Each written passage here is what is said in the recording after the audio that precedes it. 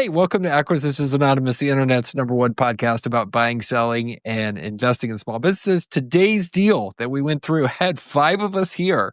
And good news and bad news for you guys. I did most of the talking. But anyway, I was pretty excited about it. We did a failed Dolphin experience in Cancun. One of the craziest deals I've seen in a while, and it went to pretty cool places. So check out the episode and see what you think about the deal and hear what we thought about it.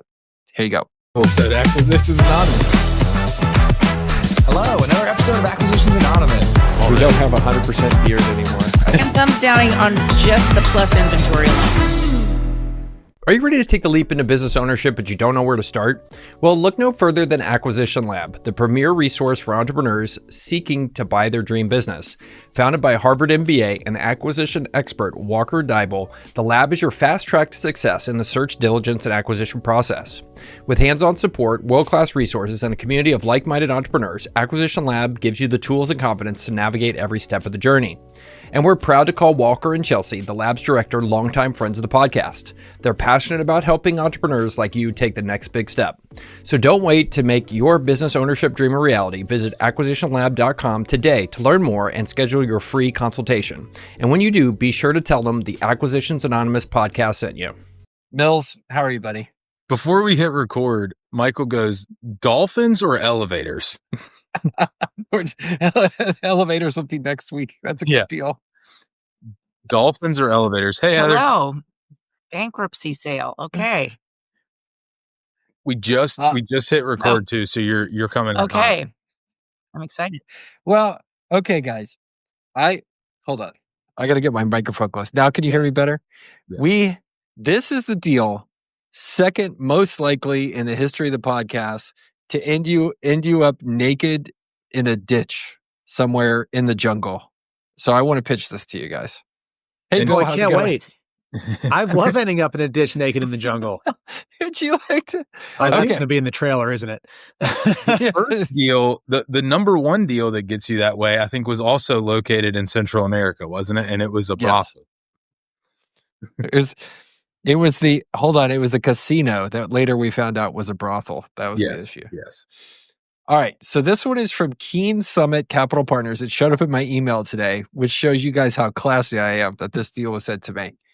It is a bankruptcy sale. It is a Dolphin aquarium and real estate. And it says land in Mexico, 3 unique parcels. It is a bankruptcy auction in Mexico. The property is in the area of Cancun. Bid deadlines are November 21st and the auction is November 25th, subject to bankruptcy court approval.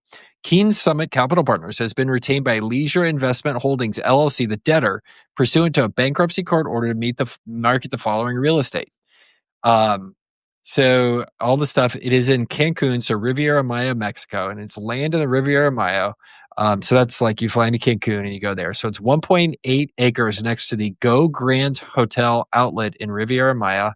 And it is the largest luxury outlet mall in Latin America. Recently opened in 2023 and 2024. It is only 8 minutes from the Cancun airport.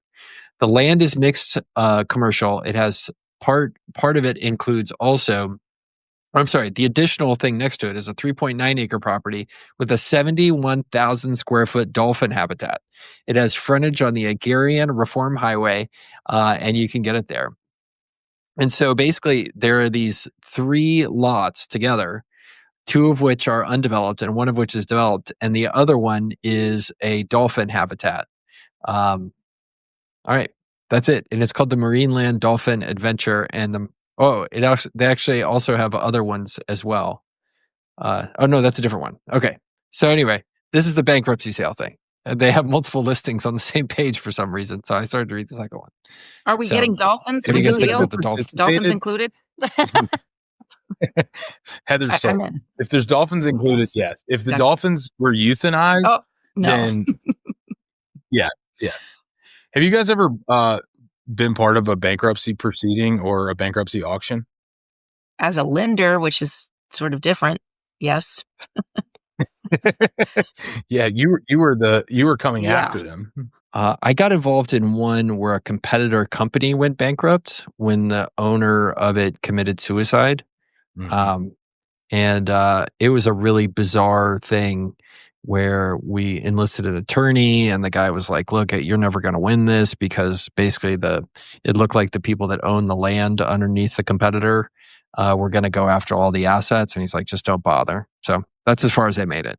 Right. I think that's the problem. Is there's competing liens in any kind of bankruptcy situation. It's all about the court sorting out who's going to get paid and in what order. And so I guess my concern here is that this is real estate in Mexico. And to my knowledge, and I could be wrong about this, I don't think you can get title insurance in Mexico quite the way you can here in the U.S. And so in the U.S., if you did something like this, well, you'd at least be insured in your lien, your title. And these are messy title situations. So that's my first concern, is that you're in a messy title situation in a foreign country. That's a great point. It's interesting. They have a link to the bankruptcy notice, which it's a Mexican property, but the bankruptcy notice is in Delaware. Very interesting. So it was probably a U.S. entity and a U.S. lender, but part of the collateral was just this, Mexican asset is what they listed as. Interesting. I did due diligence, a site visit on a business that we were trying to buy a business from somebody who had bought it out of bankruptcy. And I like that place in the value chain a little bit better. It's kind of like trying to buy like real estate at a tax auction, where you're bidding on the lien. And if then the property holder doesn't pay in the next 12 months, then, you have a quick claim deed and you end up coming up with the property. That is a very difficult thing to do as like the first mover, but I really like the idea of somebody buying this, handling all the legal, getting clean and clear title to it, and then buying it from them. Yeah. Have I ever talked to you, speaking of tax lien sales, have I ever talked to you about my adventure in tax lien sales that I did in my 20s? Oh, who wants to hear about this? Okay. Some people were going out and partying in their 20s. Michael was having adventures in tax lien sales. Okay. So tax liens, right? If you don't pay your taxes, they put a tax lien on it, and then other people can come along and buy that tax lien. There, in most jurisdictions, like here in Texas, like there are very strong regulations that protect you as a person if you don't pay your taxes. Like even if I buy your tax lien in Texas, you refuse to pay it after several years, I foreclose on your property. Even after I foreclose, basically the person who didn't pay their taxes has like up to 3 years to pay their taxes off and get their property back from you. So it basically creates this situation where it's actually really difficult to make money or to like know what you're going to do with the property when you own tax liens. You're hoping to just basically collect the interest on the state's or the county's behalf. There are some counties that are much more liberal about the regulations of what happens if you foreclose on somebody for not paying their taxes after you buy their tax lien. And one of those was in El Paso County, Colorado. And so in the 2000s, my cousin would go to the auction and I'd give him money on my behalf and he'd go buy tax liens for me and him on properties. And basically the hope was that somebody would not pay their taxes, and after a couple of years you foreclose on it and then you just get to keep it. So you were kind of this happy at one point when you did get paid, because I don't know, 15 or 20 tax liens making 10% or 12% a piece.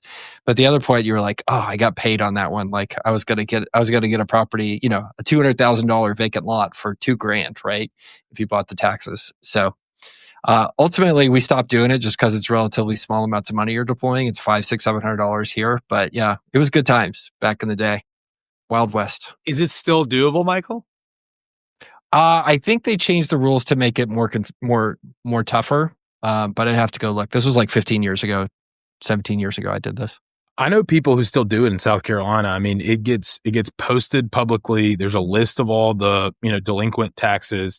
You have to do a ton of due diligence, and a lot of it is like sight unseen. You're just trying to ascertain, exactly where the value might be. But the people who do it are really, really good at it. But the house that I bought, somebody had basically paid like $3,000 all in and got this piece of property, and I bought it from them for $30,000, but the house was actually worth $60,000. But it was just this like very complicated process. And bankruptcy to me is very, very similar, where if you have not done this before, you would be a fish out of water and you're going to get absolutely taken to the cleaners. But if you know how to do this, there's a lot of value that can be added, just like anything that's difficult. Like if you were doing remediation of contaminated sites from environmental issues, that's really hard to do unless you've done it like 25 times and you know all the hoops to jump through. Yeah. Well, in bankruptcy exists like in the court system is like this whole parallel other court system where there are very few, if any, opportunities for appeal. Like basically the judges are the last great dictatorship in the United States is like these bankruptcy court judges. Like they just make these arbitrary fairness judgments and all this kind of stuff. So to your point, like every time I've waded into something like this, Mills, it's the first thing I did was go find somebody who's an experienced lawyer in bankruptcies, because this is like the dark arts. Like you don't know unless you have a guide.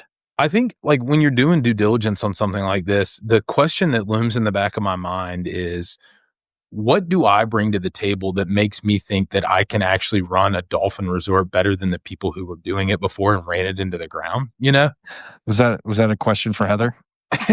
I mean, I think I could. I'm thinking I could. Heather, what makes you intimately qualified to be a proprietor of a Dolphin resort? Oh, I just like them, so it'll work somehow. It'll work itself out. Yeah. It's like if you love what you do, you never work a day in your life. You're just down there playing with the Dolphins. I'm just optimistic. I only have one thing to say to that.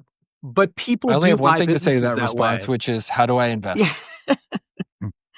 I saw a term in the bankruptcy document that you had up, I thought was interesting, called stalking horse bidder, and I had to look it up. Mm-hmm. And it's in bankruptcy cases. A stalking horse bid refers to a deal with a potential buyer that is hidden from the public, creditors, and the courts. Usually when a company is preparing to file bankruptcy, it chooses an entity from a pool of interested bidders to make the first bid to buy the company assets. The selected bidder sets the pace for the other bidders. Stalking horse bidder. Never heard it before. Didn't know that. I think this one's interesting because, so Michael, you were sharing something, and this is just because I'm a Florida kid growing up. So this is the marine land. This is why it was down at the bottom. Is like, these are the guys that owned the marine land in St. Augustine.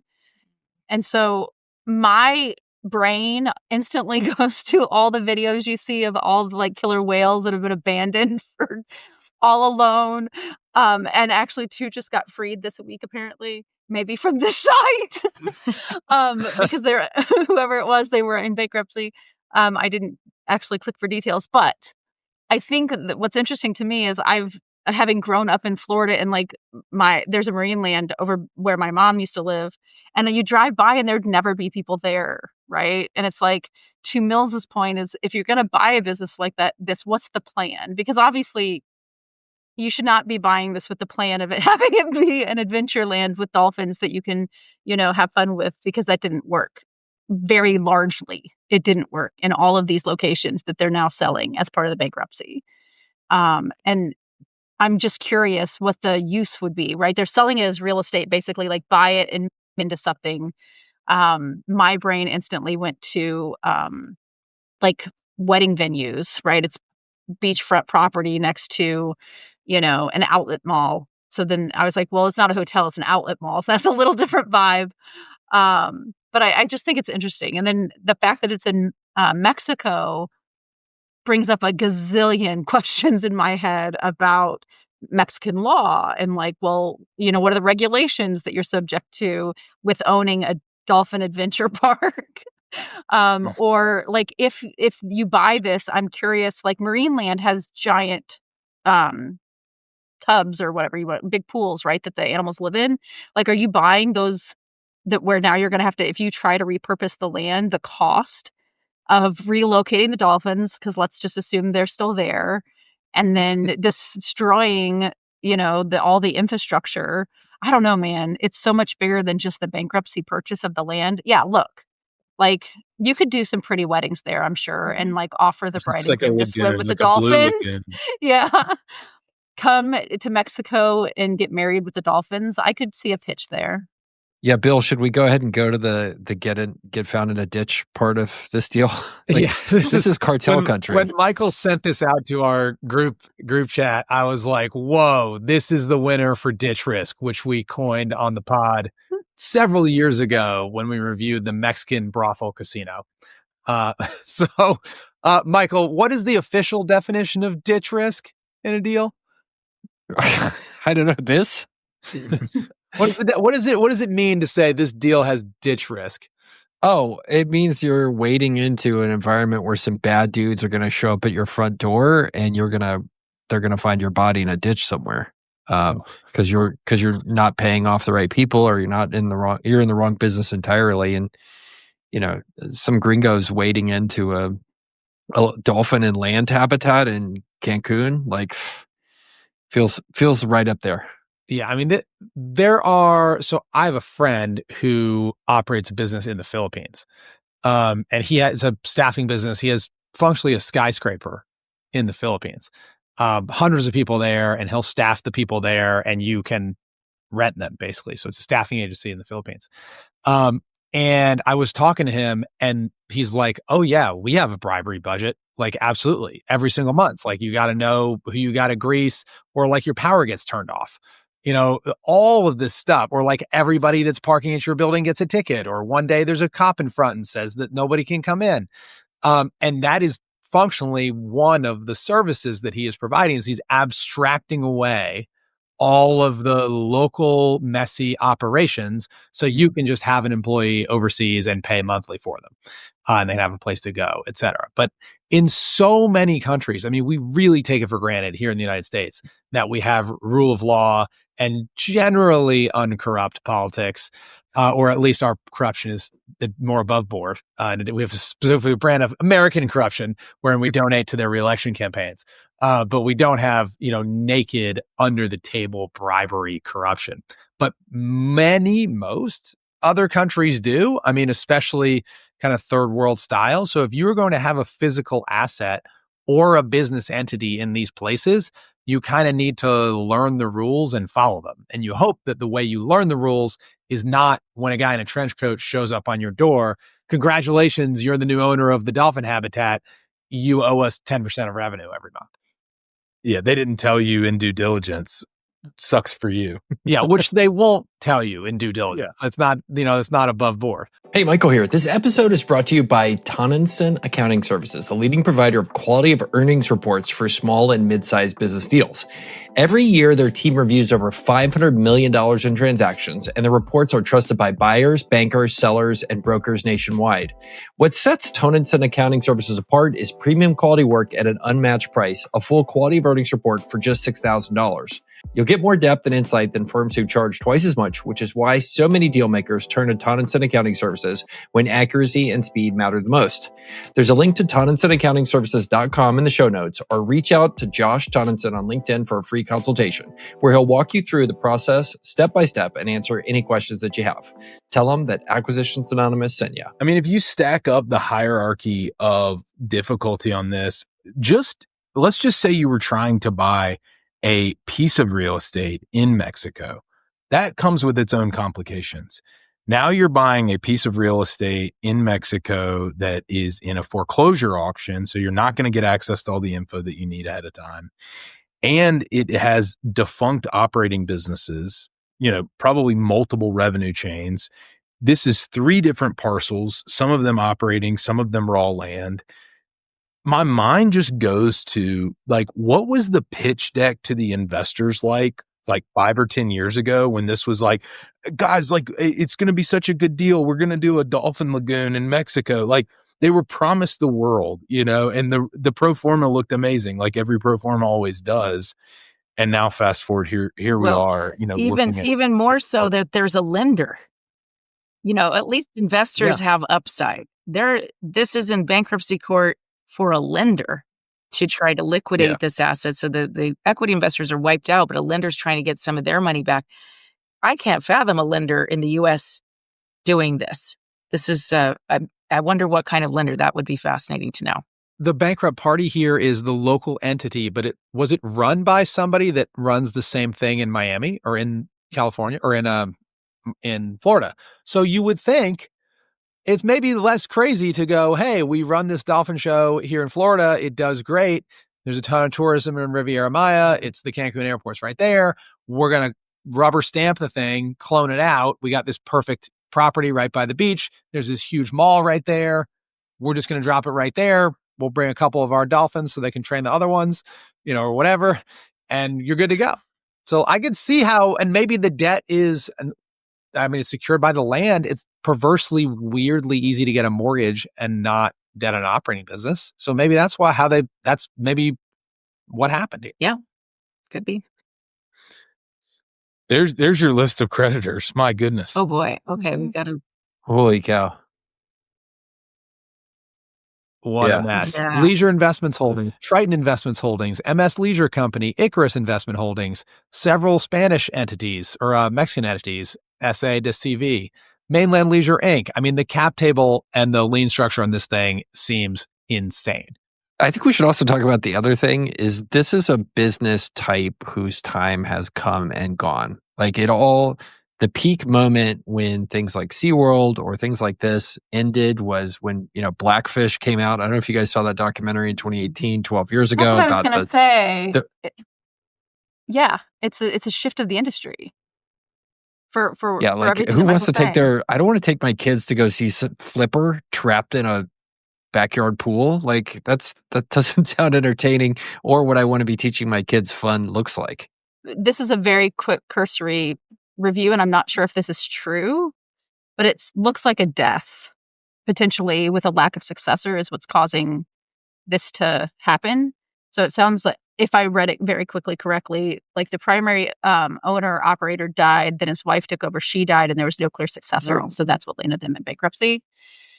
Again, that was quick, cursory, scanning articles. Died or failed to pay the protection racket. Yeah. But I think I like, and Michael, you pointed at what was in my head that I was going to bring up a second ago was like that. I think it's interesting because these are this is the conversations I literally was just having with the member.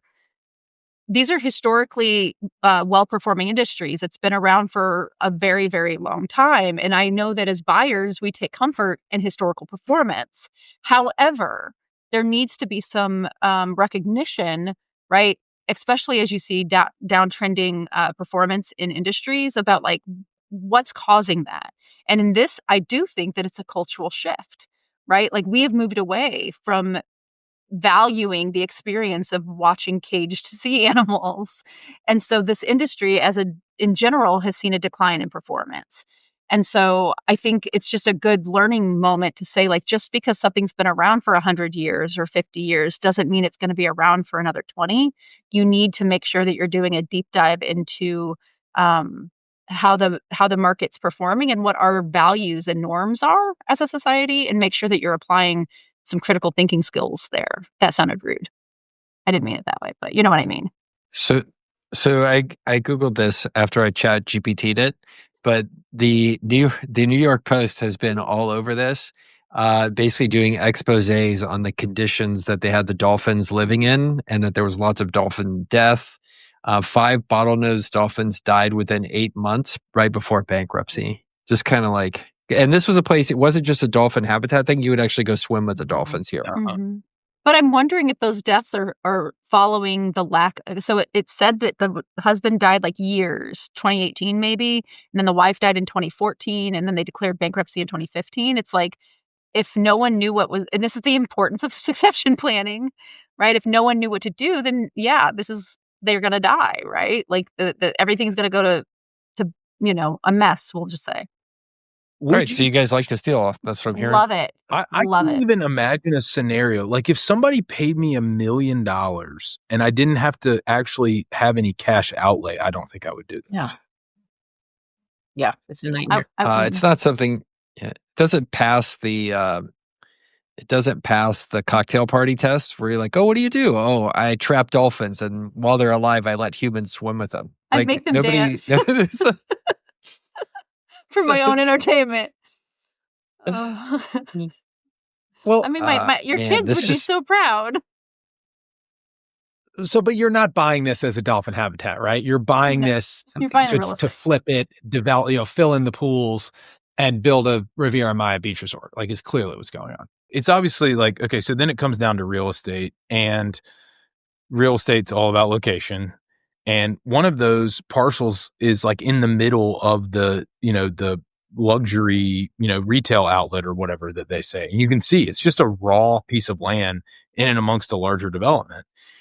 Why in the world isn't the mega developer who developed the luxury retail thing scooping it up? And they might be who you're bidding against.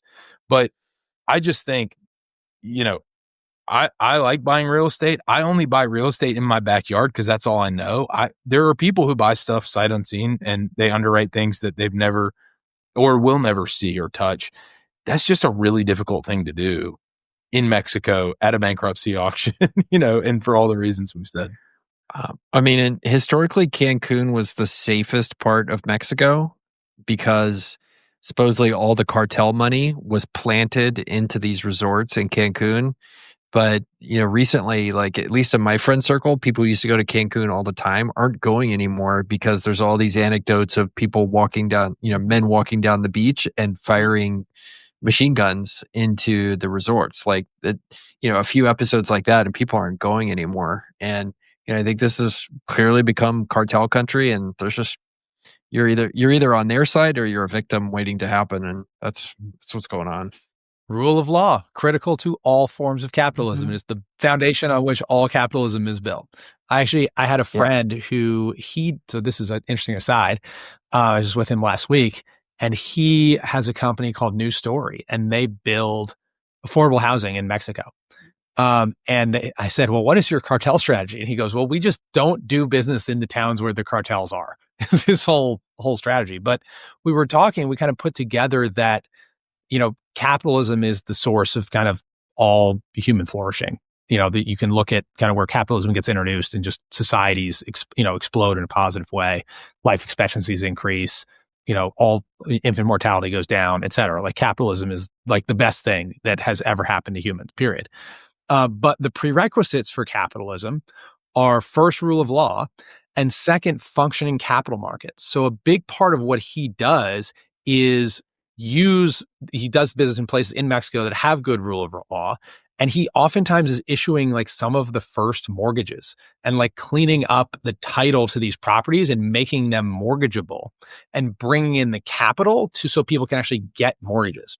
And once you have rule of law and you have a functioning capital markets, meaning you can originate mortgages, then you can build houses, then you can build communities, then you can have local business, and kind of everything starts rolling from there. But I thought it was really interesting to think about sort of the necessary substrates of capitalism, which are rule of law and functioning capital markets. So next time people are bagging on, saying that, oh, we'll just let this thing slide, or, oh, we're going to pursue a non-market-based solution to that problem. Remember, property rights and functioning capital markets are the thing on which all of our capitalism is built. And if you don't have those, you can't buy your Dolphin park in Mexico because you can't be sure that you'll keep it. Right? Yeah. If this was in Canada, we'd all be like, cool. But it's the other end of the spectrum. And I interviewed a candidate for an executive role about 3 months ago. And I'm going through and learning the guy's story. And he was massively overqualified for the role, massively overqualified. And he'd been an executive and a CEO in Mexico. And he was married to an American woman. And they had just picked up during the pandemic and moved everything to the United States. And I was like, why'd you do that? Like, you had this amazing career, this whole network. He went to like the Harvard of Mexico. And he talked about within 6 weeks, a 6-week period, his best friend had been murdered by the cartel for not paying them off in Guadalajara. And his father-in-law had been murdered in Puerto Vallarta area for not allowing the cartel to ship drugs off of his property. He had told him, give him a middle finger and said no. And he and his wife just couldn't stay in Mexico anymore. So the guy basically had been running these 60, 80, $120 million companies as CEO, had a great life living in Mexico City. And basically like they felt like they needed to run from the entire country and ended up here in Houston. And it was just like, wow, like life comes at you pretty fast sometimes. I think that's like one important note on this is the risk reward trade-off. The person who ends up doing this, if it goes well, they probably like 20 or 30x their money. Like it's just going to trade for such an attractive price because of all the risk that is priced in that nobody's doing this for like, an 8% cap rate or something crazy. Like it's going to be a huge return on invested capital, but because they may do 10 of them and like 3 work. Yeah.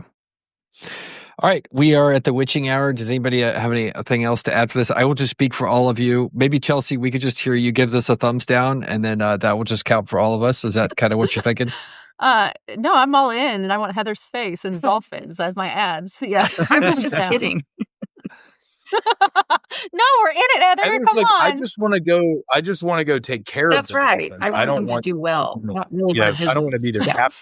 I need to be. I'm not going to sleep at night until I can figure out if these dolphins are still there or not. That's what I'm going to leave and go do. Like Chelsea couldn't make the next recording. She's actually down there freeing the dolphins. All my calls are canceled. Labs shut down. I'm going to save some dolphins in Mexico. Thanks, guys. All right, everybody. Thanks for being here. We'll catch you next week. If you enjoyed this episode, please tell a friend about the podcast. That's how we grow. All right. We'll catch you next time.